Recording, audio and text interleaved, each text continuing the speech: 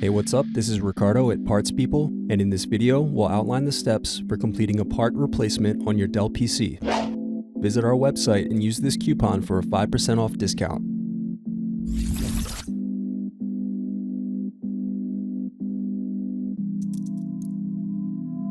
Unscrew and remove bottom base.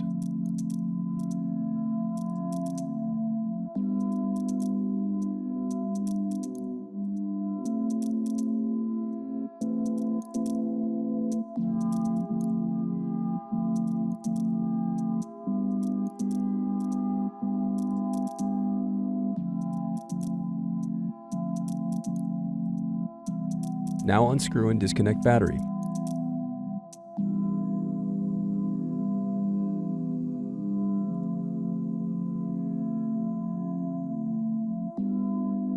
Now unscrew solid-state drive. Thanks for watching.